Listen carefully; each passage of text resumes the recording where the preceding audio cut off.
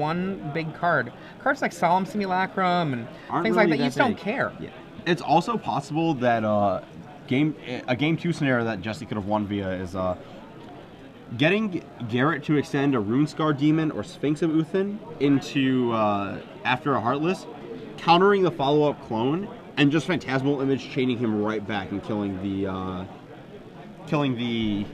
demon or the Sphinx of Uthin and just going off on his opponent. I know that at the start of the format, a friend of mine tried to play this deck, the blue-black Heartless deck, very heavy on the RuneScape Demon combo. And if you remember, people were very heavy on Sun Titan and Phantasmal Image, and his opponents would just combo him right back. Yep. Yeah, I'll make 26 power. Well, I'll make 26 power, and mine aren't shrunk down by Heartless Summoning. Who was it that coined the term battle cruiser magic? Was that Forsyth? I'm not sure, but that's the kind. That's almost almost classic battle cruiser, right? Yeah. So, for those of you who were curious before, the two people that were the very, very early boat brewer progenitors, John Treviranus in the United States, and Pierre Canali and Sylvain L'Oreal. Okay, we have dueling black-blue mana from Garett Young and Jessie Butler, a Ponder from Garett Young. Let's see. Yep. Dueling Darkslick Shores over here. Garett. Well, I assume that him keeping means that he does have a Heartless Summoning. It looks like Garett was on the draw this game, so Jessie must have won or must have lost game 2. Jessie draws, goes after a land. We're gonna see a summoning probably countered. Nope, Perilous Mirror. Doesn't want to extend that Heartless Summoning until he is absolutely sure that it is going to hit the board.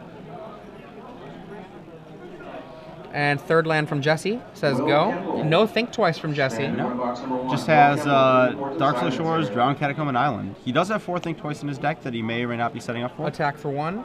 Perilous Mirror Charge. Have you seen the plushies of that guy? Those are awesome. No, I have not. We have the possibility of a Forbidden Alchemy, and there it is. Forbidden Alchemy. Alchemy gets him what? Something. Like it's off camera, can't quite see. Looks like Garett didn't really have a play this turn. Looks like in the yard is land, think twice? Or no, that's a Tragic Slip. Oh, thank you. Land, Tragic Slip, think twice? Or what's that last card? I can't quite tell. That's a Ghost. Yeah, it's Ghost Quarter is the last card. Okay. I thought I saw him discard a blue one. Yep. Okay. Jessie. Fourth land. Just content to draw go here in this Pass matchup. it on back. Yep. I think that's what you need to do against this Heartless deck is just sort of stay the course, make sure they don't stick the Heartless, because if they don't, you're going to win the end game. Absolutely. Perilous Mirror, 1. I don't know if he's going to do the full 20, but I've definitely seen games won by just Solemn Simulacrum, Perilous Mirror style beats. Yep, there's the Solemn Simulacrum I was just talking about. Garett is short double blue mana, so this may get countered. Oh, nope, think twice in response. Let's see. Interesting to note is that Garett does in fact have a Nephalia Drownyard in play, which if this goes long, may play a role. I know a lot of people have talked about, yep, and there's the mana leak for the Solemn. So Jessie's going to untap on his turn 5 with just a Perilous Mirror facing him down. But this Drowner could lead to a very sort of definite endgame for Garett. And I know people have said that's one of the ways they just die in control mirrors in this format. Nihil Spellbomb. There's a Nihil Spellbomb for Jessie that it cuts off the Havengold Lich Perilous Mirror combo, but I don't really like that card here. It doesn't actually interact with anything else in Garett's deck. It could be that Jessie just has enough cards stuff that he doesn't. Rather have a cycle. Yeah, that's perfectly reasonable. It's just it does something. There's a Ponder for Garett. Is that looks like a foil Lorwyn Ponder? Nice choice. Probably just heard time called. Remember that Garett and Jessie do have a few extra minutes. Yes. I'm not sure how many extra minutes, but they do have a few. Yes. Garett pondering away and still plinking away with this Perilous Mirror. Corey Musser. This is a final call. Corey Musser. Let's see. Standard winner box. Just draw go again. Garrett's 5 lands to Jessie. Totally fine for Jessie. I mean, yeah. Jessie taking 1 damage a turn, not scared of that. All he wants to do is make his land drops and sculpt his hand, and Garett's not putting him in a position to have to worry about it. Just get to this point where he's flashing back Forbidden Alchemies and moving ahead on cards. And we see a Drown from Garett Young. First time he has drowned Jessie. Yep, there's 1 Drownyard activation, probably about 10 or 11 more to go. 2 Nephalia Drown Yards in Garett Young's deck. In for 1. That's one of the, everyone's talked about these Innistrad lands from time to time, but they're really good, and that's one of the ones that just kind of has fallen under the radar, Drown Yard. And we've got 8 minutes left in this round for Garett and Jessie with their extension. Wormcoil Engine sees it dissipate. Yep. Just time to the point where I'm just going to slam down my big threats. Jessie flashes back and think twice. Garett still with just a Perilous Mirror to Jessie's Nihil Spellbomb, and both just sitting on a bunch of lands, kind of seeing what's up. And did Jessie just pass without dropping a land? I think that might be his first missed land drop. Yeah. He has a Grave Titan in hand, but I don't think he wants to expose himself to some giant threat.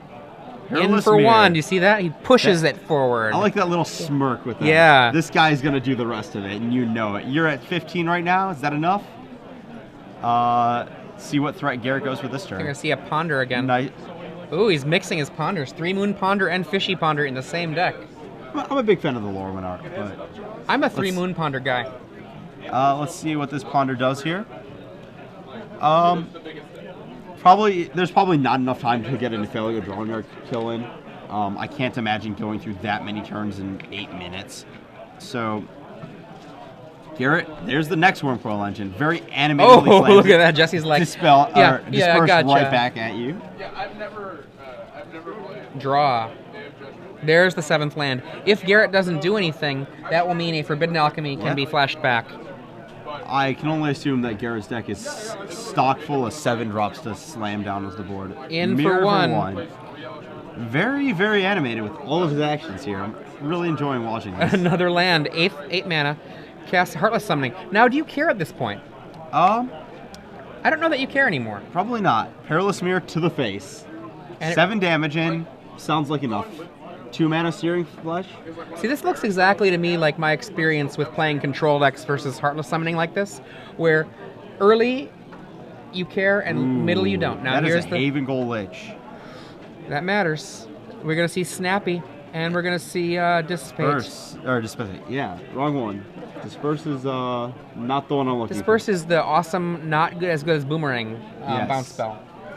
Untap for Jessie Butler with his own clock in play. Here comes 2. Snappy. A little bit faster than the Perilous Mirror. Is it you, Tiago? Tiago Chan's got to be pretty happy. It took him long enough to make the card, but pretty much immortalized. Oh, look at that, Titan. Jessie. This is... he wants to end the game quickly now. This is a risky play from Jessie Butler. I mean, Garett doesn't really have a way out. He has 2 Black Sun's Aegis that he probably didn't board in. He has a Massacre Worm that he might have even boarded out, but he doesn't have a good way to fight this Well, if he casts... what is that? Is that a Haven Goal? That's another Lich. That's not so great. No, not not so great. against this Nihil Spellbomb. And then here's the Nile. Boom. There goes the Graveyard. I was thinking more along the lines of Garett could go over the top, perhaps. Possibly. I mean, if Garett has another draw to draw his second Perilous Mirror. Oh, there it is. Oh, wow. This is going to get real interesting. He now has assembled the Haven Ghoul Lich Perilous Mirror Fireball combo, where he just sort of pays 1, casts the mirror from his graveyard, immediately dies, does 2 damage to something, pays another 1, just repeats this as much as he wants. Next turn, Jessie is dead unless he can stop this. Yeah. Oh, land. Go for the throw. Oh, do you see that? Under the card. And that leaves Garett on, let's see, does he have enough mana? He has enough that if he draws another Haven Goal Lich this turn, that is game. Taking approximately all of the damage. He goes down to 6 life from 18 from all of this beatdown.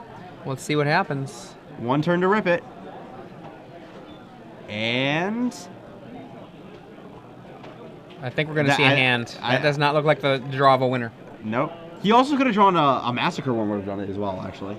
Oh, still had this dissipate. Still had all the oh! Look at that, Jessie Man, with that the would have been dissipate. a 2. That was a good one. That was a really fun game there. Yeah. I wish we could have seen the whole match. Yeah, I definitely agree. That seems like a very fun matchup.